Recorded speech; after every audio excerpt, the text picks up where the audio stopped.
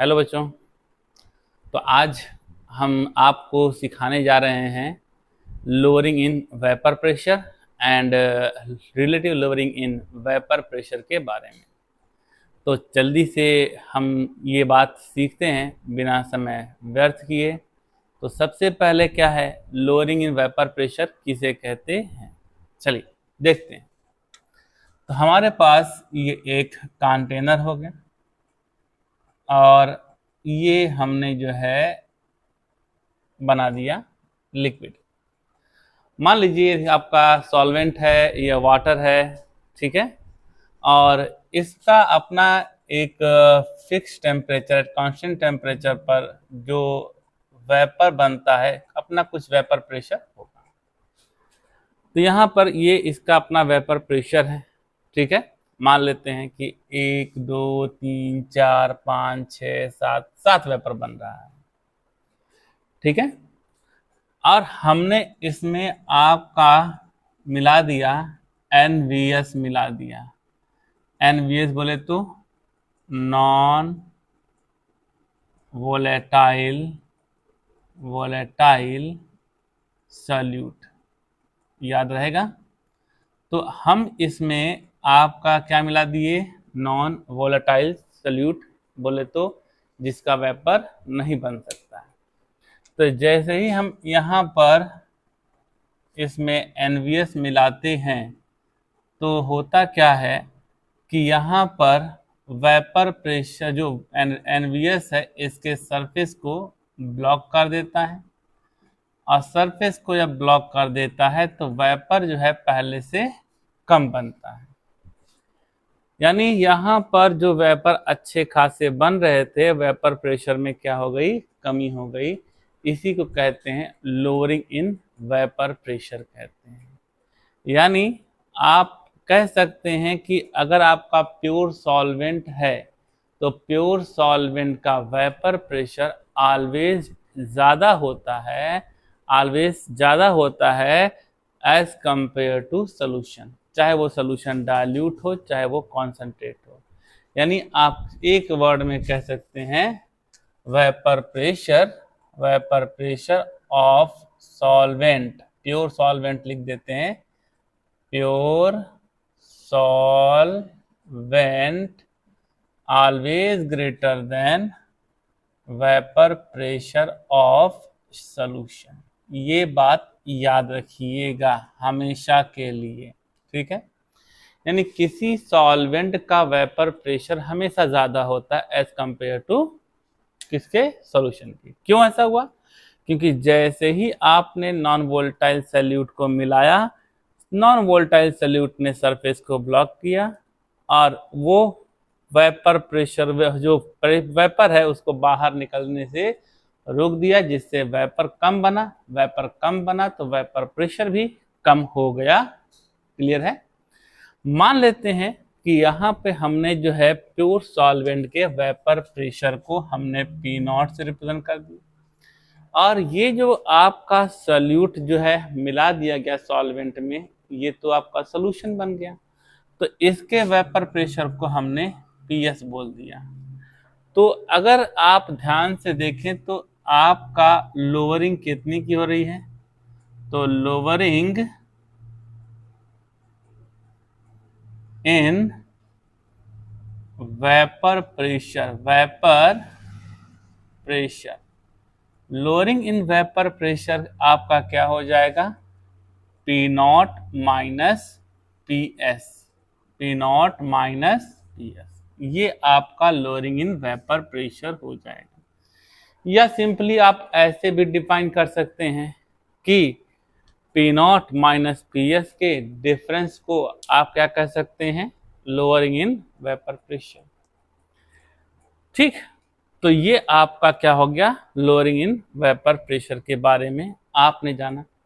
अब इसी से रिलेटेड एक और है, relative lowering in vapour pressure. तो relative lowering in vapour pressure किसे कहते हैं, तो इसको भी यही देख लेते हैं, ठीक है। तो यहाँ पर मैं लिख देता हूं relative lowering in vapour pressure, ठीक है। तो लोअरिंग इन वेपर प्रेशर और प्योर सॉल्वेंट के वेपर प्रेशर के रेशियो को हम क्या कहते हैं, relative lowering in vapour pressure.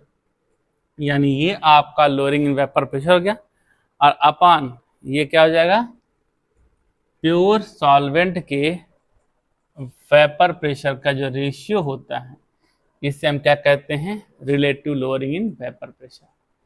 ये relative lowering in vapour pressure, जब बात रिलेटिव की बात आती है तो इसे कंपेयर कहते हैं, यानी कंपेयर किया जा रहा है, यानी इस सोल्यूशन का सॉल्वेंट के साथ कंपेयर किया जा रहा है कि इनकी वेपर प्रेशर में जो कमी आ रही है, यानी जो आपका लोअरिंग हो रहा है उसमें वो उसका कंपेयर किया जा रहा है किसका, प्योर सॉल्वेंट और सोल्यूशन से। तो ये रिलेटिव लोअरिंग प्रेशर हो गया। ठीक है। Relatively relative lowering in vapour pressure जो होता है वो आपका कोलिगेटिव प्रॉपर्टी होता है। क्या होता है, कोलिगेटिव प्रॉपर्टी। ये एक नई चीज आ गई, कोलिगेटिव प्रॉपर्टी। तो आप इसको नेक्स्ट लेक्चर में देखेंगे कि आपका relative lowering in vapour pressure और भी कुछ यूनिट्स हैं जो आपका कोलिगेटिव प्रॉपर्टी होते हैं, इसके बारे में बताया जाएगा। फिलहाल बात करते हैं relative lowering in vapour pressure, ये आपका कोलिगेटिव प्रॉपर्टी होता है। वेपर प्रेशर कोलिगेटिव प्रॉपर्टी नहीं होता है। ठीक है। वेपर प्रेशर वो केवल एक लिक्विड के बारे में बताता है कि आपका है, लेकिन जब रिलेटिव की बात करते हैं, कंपेयर की बात करते हैं, तो रिलेटिव लोअरिंग वेपर प्रेशर जो होता है वो आपका क्या होता है, कोलिगेटिव प्रॉपर्टी होता है, जो डिपेंड करता है नंबर ऑफ पार्टिकल पर। जी हाँ सर, नंबर ऑफ पार्टिकल पर। जैसे अगर मैं आपसे पूछता हूं, यहाँ नोट करना है यार, नोट कर लो, मिटा हुआ है। चलो फिर से थोड़ा सा बना देते हैं। चलो अच्छा, ठीक, ओके ओके ओके ओके, चलिए।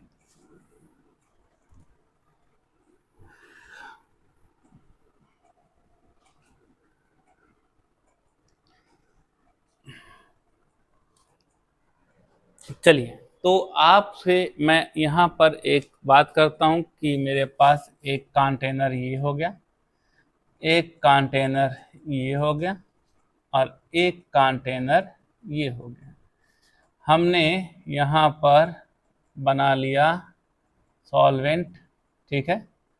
मैंने यहाँ पर आपका जो है मिला लिया, यहाँ पर कितना, 5 ग्राम चीनी। चीनी होता है तो शुगर लिख लेते हैं, कोई प्रॉब्लम नहीं है, कुछ भी लिख, शुगर लिखते हैं। 5 ग्राम शुगर, मैंने यहाँ पे 50 ग्राम शुगर मिला लिया, और यहाँ पर मैंने 500 ग्राम शुगर मिला लिया। ठीक है। तो यहाँ पर अगर मैं मिलाता हूँ, इससे मिलाता हूँ, इससे मिलाता हूँ, आपको पता है कि शुगर जो है क्या है, नॉन वोलेटाइल सॉल्यूट होता है। ठीक है। तो यहाँ पर अगर मैं आपसे पूछूं कि सबसे ज़्यादा लोअरिंग जो होता है किस सॉल्यूशन में होगा, इसमें, इसमें, इसमें, कौन सा सॉल्यूशन सबसे ज़्यादा लोअरिंग शो करेगा। ठीक है। यह लोअरिंग तो सॉल्वेंट के बारे में बोला जाता है कि लोअरिंग तो सॉल्वेंट में हो रहा है, वो तो जो बनने के बाद सॉल्यूशन हो जाता है। बात समझ में आ रही है कुछ। तो यहाँ पर चूंकि आपका ये सॉल्वेंट हमने ले लिया था, तो ये आपका मान लीजिए इतना ढेर सारा वेपर शो कर रहा है। ठीक है। अब जब आपने 5 ग्राम शुगर मिला दिया तो इसके ये सॉल्वेंट में लोअरिंग हुई। आपने 50 ग्राम मिला दिया तो सॉल्वेंट में लोअरिंग हुई। आपने 500 ग्राम मिला दिया तो भी सॉल्वेंट में लोअरिंग हुई। तो मैं ये कहना चाहता हूँ कि इनमें से कौन सा, अब मिला दिया तो सोल्यूशन बन गया, तो कौन सा सोल्यूशन सबसे ज़्यादा लोअरिंग शो कर रहा है। तो जाहिर सी बात है, आप कहते हैं सर नंबर ऑफ पार्टिकल जिसमें ज़्यादा रहेगा उसमें लोअरिंग भी ज़्यादा होगी। इसमें अगर मान लीजिए अगर मैं 5 कर देता हूँ, इसमें मैं कुछ ज़्यादा कर देता हूँ, ठीक है, और अगर मैं इसमें और ज़्यादा कर देता हूँ तो मेरे ख्याल से इसमें नंबर ऑफ पार्टिकल आपको ज़्यादा दिखाई दे रहे होंगे, और जितना ज़्यादा पार्टिकल होगा उतना ज़्यादा जो है रुकावट बनाएगा, उतना ही ज़्यादा सरफेस एरिया क्या करेगा, ब्लॉक करेगा। इसलिए इसका वेपर प्रेशर सबसे कम होगा। इसका मतलब ये है कि इन तीनों में सबसे कम जो है सबसे कम वेपर प्रेशर इसका होगा, उससे ज़्यादा इसका, उससे ज़्यादा इसका, और सबसे ज़्यादा इसका होगा। क्लियर? अब यहाँ पर आपने देखा कि जैसे जैसे नंबर ऑफ पार्टिकल बढ़ रहे हैं तो आप ये भी कह सकते हैं क्या, number of particle directly proportional to क्या, number of particle lowering in vapour pressure, lowering in vapour pressure, यानी वेपर प्रेशर लोअरिंग बढ़ रहा है। याद समझिएगा, नंबर ऑफ पार्टिकल बढ़ेगा तो लोअरिंग बढ़ेगा। ये बात बहुत कम लोग समझ पाते हैं, समझाना पड़ता है। लोअरिंग बढ़ने का मतलब है कि जैसे जैसे पार्टिकल बढ़ेगा लोअरिंग भी बढ़ता जाएगा। लोअरिंग बढ़ने का मतलब है कि वेपर प्रेशर घट रहा है। लोअरिंग बढ़ने का मतलब वेपर प्रेशर घट रहा है।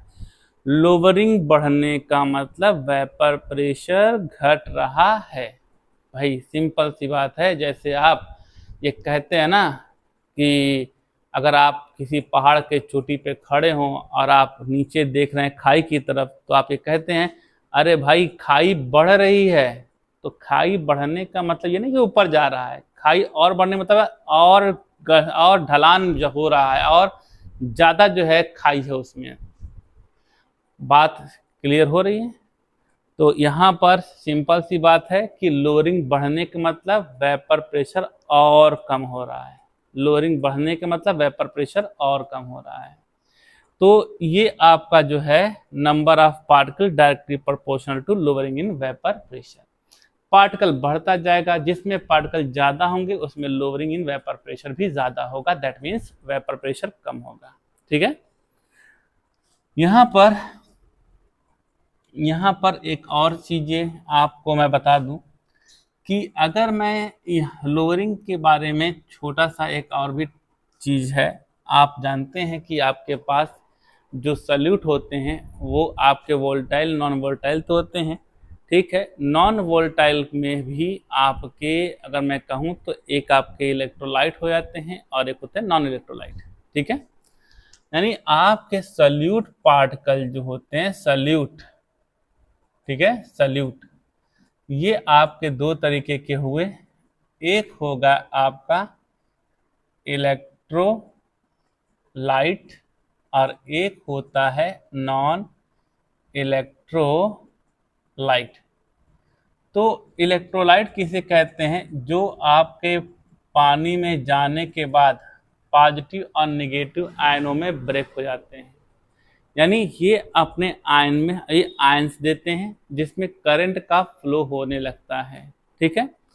नॉन इलेक्ट्रोलाइट जो होते हैं वो अपने मॉलिक्यूल के फॉर्म में रहते हैं, वो अपने आयन के फॉर्म में नहीं रहते हैं, माने ब्रेक नहीं होते। ये मैंने गोला बनाया हुआ है, एक मॉलिक्यूल सिंगल मॉलिक्यूल के रूप में, ठीक है, रहते हैं। इसमें आपका ये ब्रेक हो जाते हैं।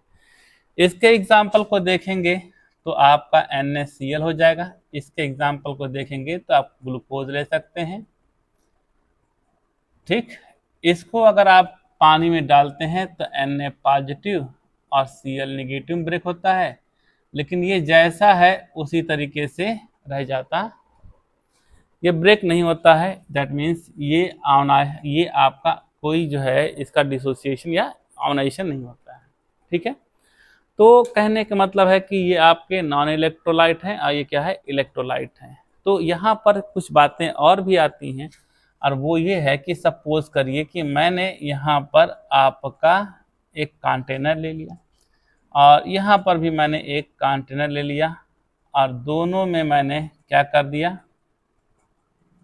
दोनों में मैंने 1 लीटर पानी भर दिया। मैंने जो है 10 मॉलिक्यूल NaCl का मिला दिया और 10 मॉलिक्यूल C6H12O6 का मिला दिया। और मैं आपसे पूछना चाहता हूं यहाँ पर कि बताइएगा इसमें से किसका वेपर प्रेशर ज़्यादा होगा। तो बहुत से बच्चे कहेंगे सर पार्टिकल तो बराबर हैं, पार्टिकल तो बराबर हैं, इसलिए वेपर प्रेशर भी वही लोअरिंग वेपर प्रेशर भी बराबर होगा। हाँ बेटा बिल्कुल कर सकते हैं, लेकिन जब आपके सामने दो कंपाउंड आ जाए तो सबसे पहले चेक करिएगा कि वो इलेक्ट्रोलाइट है कि नॉन इलेक्ट्रोलाइट। तो मुझे दिखाई दे रहा है साफ साफ कि NaCl हमारा क्या है, इलेक्ट्रोलाइट है। जाहिर सी बात अगर इलेक्ट्रोलाइट है तो ये आपका जो है पानी में जाएगा तो अपने आयनों में ब्रेक होगा। तो यहाँ पर ये आपका जो है पानी में जाते ही 10 Na पॉजिटिव आयन और प्लस 10 Cl निगेटिव आयन, यानी टोटल पार्टिकल अगर मैं गिन दूं, इसका टोटल पार्टिकल अगर गिन देता हूं तो ये आपका 20 पार्टिकल है। ये आयोनाइज नहीं होगा, यानी आपका ये 10 मॉलिक्यूल जैसे था उसी तरीके से वाटर में ये रह जाएगा। यानी टोटल पार्टिकल इसका जो होगा, टोटल पार्टिकल जिसका होगा ये आपका 10 रहेगा।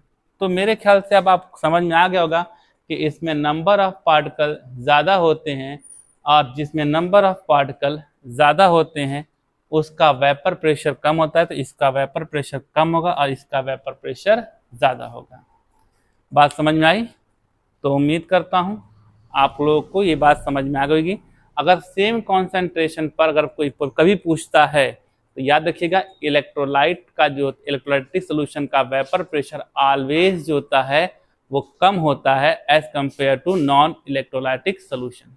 ठीक है, तो अगर आपको वीडियो अच्छी लगी हो तो इसे शेयर करिए, लाइक करिए और सब्सक्राइब भी करिए, ऐसे आगे भी भेजते रहें। धन्यवाद।